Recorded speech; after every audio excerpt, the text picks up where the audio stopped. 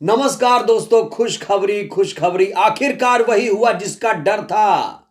जिस बात का भारतीय जनता पार्टी को डर था और जिस बात का इंतजार पूरे देश को था दोस्तों, वो खबर आ चुकी है।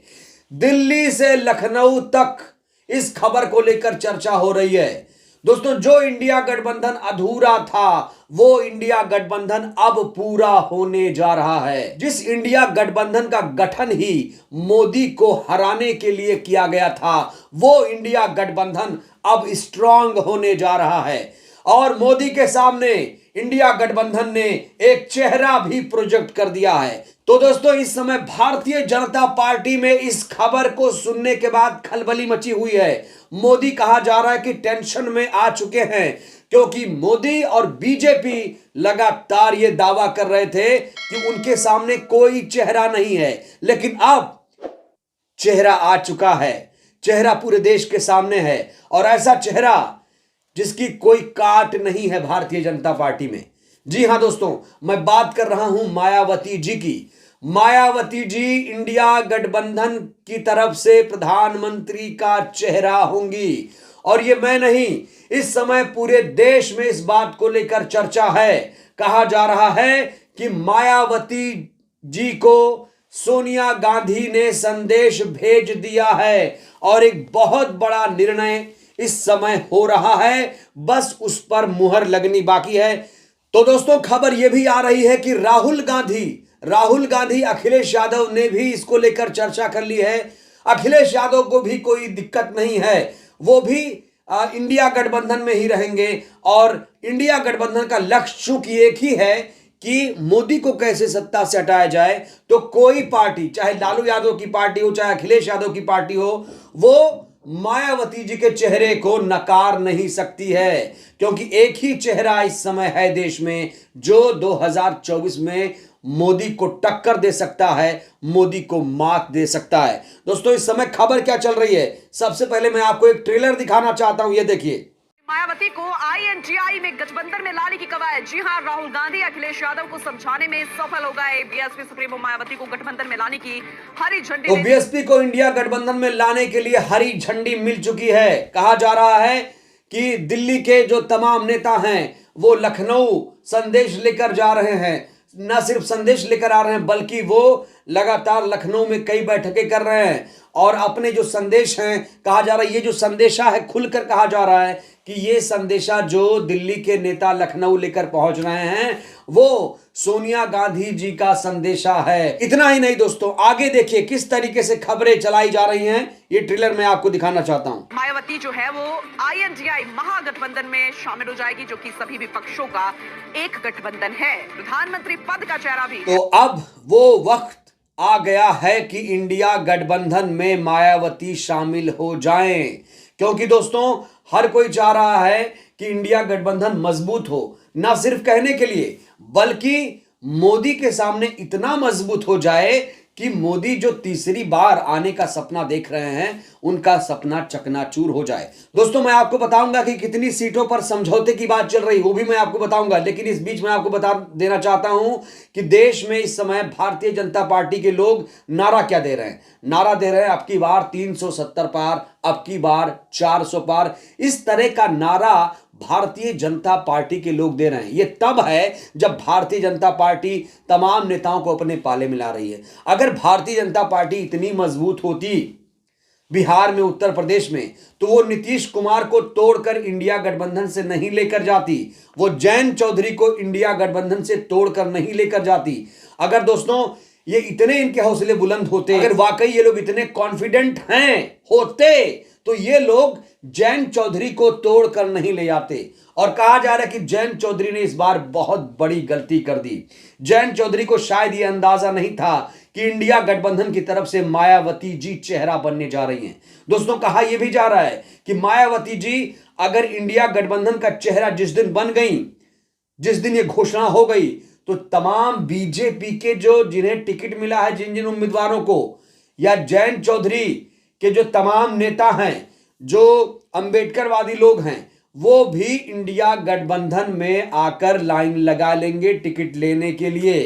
तो इस तरह की एक भगदड़ भी सत्ताधारी पार्टी में मचने वाली है।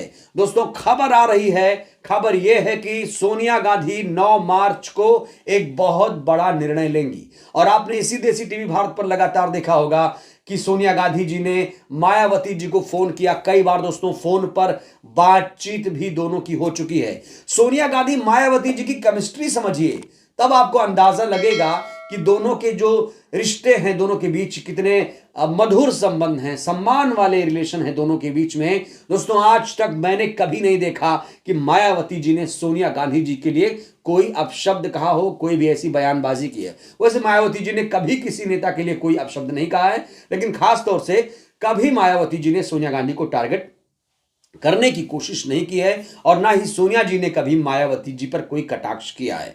तो दोनों के रिश्ते बहुत मधुर हैं। और दोस्तों आपको बताऊं, भले ही सोनिया गांधी अभी कांग्रेस में कांग्रेस की चेयरपर्सन ना हो, लेकिन अभी भी उनकी जो कमान है, बागडोर है, इंडिया गठबंधन की जो बागडोर है, वो कहा जा रहा है कि सोनिया गांधी के हाथों में है। और देखिए मायावती जी किसी छोटे नेता से बात नहीं करेंगे। अगर इतना बड़ा फैसला वो लेंगी इंडिया गठबंधन में जाने के लिए, तो वो किसी छोटे नेता से बात नहीं करेंगी, सीधे 1 to 1 बात करेंगी। सीधे सोनिया जी से मायावती जी की बात होगी, और जो बात दोनों के बीच में होगी वो सबको मानना पड़ेगा। और इसीलिए कहा जा रहा है कि भारत जोड़ो न्याय यात्रा जब निकाली गई उत्तर प्रदेश से, तो उसमें अखिलेश यादव जो शामिल हुए थे, राहुल गांधी ने उन्हें वहीं मना लिया है कि भाई इंडिया गठबंधन आगे बढ़ रहा है, मायावती जी को भी लाने की कोशिश की जाएगी, तो आप कृपया करके कोई बखेड़ा मत खड़ा करिएगा। क्योंकि दोस्तों आपको याद होगा, दोस्तों अखिलेश यादव ने कांग्रेस पार्टी को अल्टीमेटम देते हुए कहा था कि अगर आपकी बात बीएसपी से हो रही है, अगर आप बीएसपी के साथ जाने में इंटरेस्टेड हो, तो फिर देख लीजिए हमारे रास्ते आपके रास्ते अलग हो जाएंगे। तो ये अल्टीमेटम दिया था। और उसके बाद याद होगा आपको, मायावती जी ने एक बड़ी बात कह दी थी कि राजनीति में कब किसे किसकी जरूरत पड़ जाए कोई नहीं जानता। और देखिए राजनीति, जो आज की राजनीति है, मायावती का जिक्र करना बहुत जरूरी है। मायावती जी का बिना जिक्र किए देश की राजनीति अधूरी है।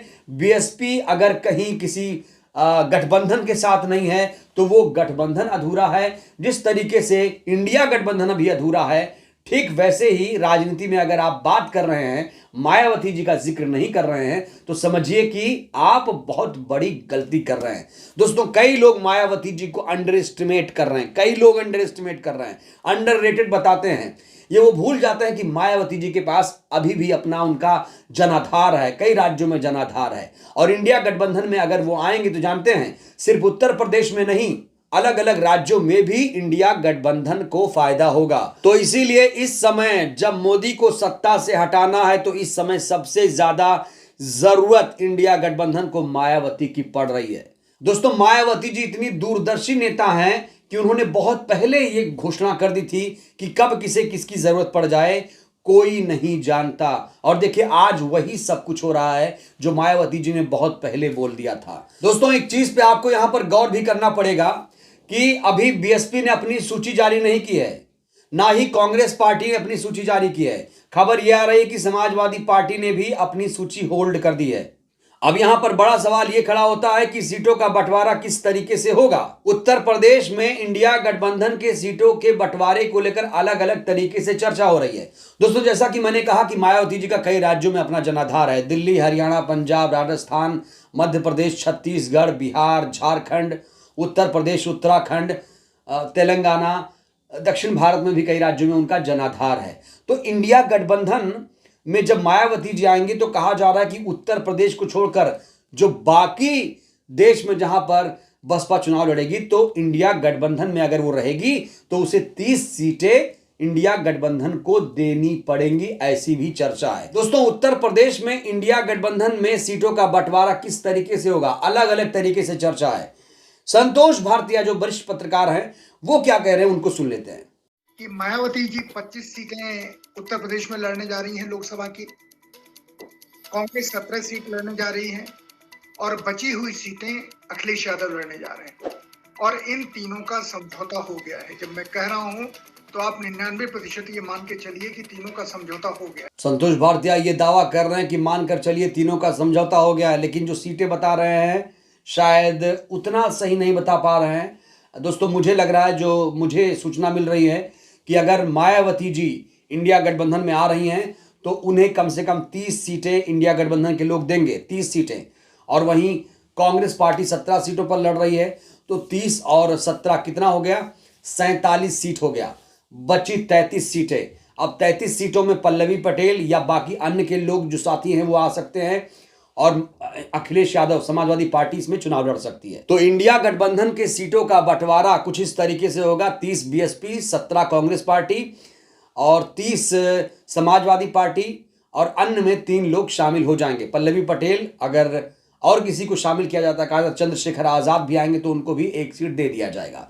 तो इस तरह की चर्चा फिलहाल हो रही है। तो दोस्तों कुल मिलाकर बहुत जल्द एक ऐलान होने जा रहा है।